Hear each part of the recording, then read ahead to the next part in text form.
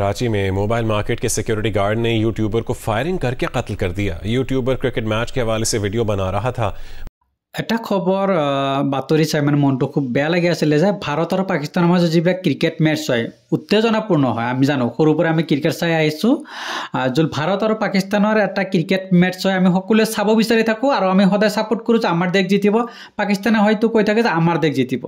এই লৈ কি হয় যে দুটা দেশৰ মাজত যিসকল ক্ৰিকেট প্ৰেমী থাকিলে তেওঁলোকৰ নিজৰ টিভি ভঙা ভঙি ডাঙৰকৈ পাৰ্টি দিয়ে। যদি পাকিস্তান জিতে পাকিস্তানৰ ক্ৰিকেট প্ৰেমীসকলে দিয়ে, ইণ্ডিয়াৰ যদি জিতে ইণ্ডিয়াৰ ক্ৰিকেট প্ৰেমীসকলে ডাঙৰ ডাঙৰ পাৰ্টি দিয়ে। যদি হাৰে কেতিয়াবা টিভি চিঙিও ভাঙে। কেতিয়াবা আমাৰ ইণ্ডিয়াৰ কিছুমান ক্ৰিকেট প্ৰেমিক আছে পাকিস্তান জিকিলেও কি কৰে তেওঁলোকে ফূৰ্তি কৰে, ফটকা ফুটাই। এই লৈ আমাৰ ইণ্ডিয়াৰ কিছুমান ক্ৰিকেট প্ৰেমিক আছে তেওঁলোকে আকৌ খং কৰে যে তেওঁলোকে ইণ্ডিয়াৰ হয়, ইণ্ডিয়াৰ টিমক ছাপোৰ্ট কৰা পাতি পাকিস্তান জিকিছে তাতে কিয়নো ইমান হাই উল্লাহ কৰিব লাগিছে।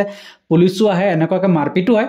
বিভিন্ন ধৰণৰ উত্তেজনাপূৰ্ণ মানে দৃশ্যবোৰ বা ঘটনাবোৰ আমাৰ এই ভাৰত আৰু পাকিস্তানৰ যিটো মেচ থাকে সেইবিলাকত হৈ থাকে।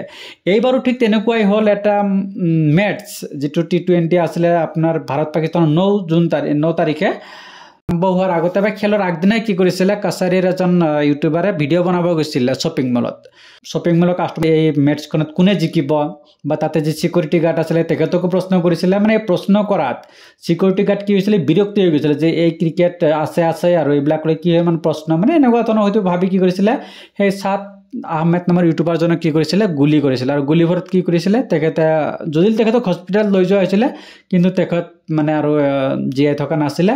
আৰু তেওঁ হয়তো জনা নাছিলে যে এইটোৱে কি হ'ব তেখেতৰ শেষ ব্লগ হ'ব বা তেওঁৰ সেই ইউটিউব চেনেলৰ শেষ ভিডিঅ' হ'ব।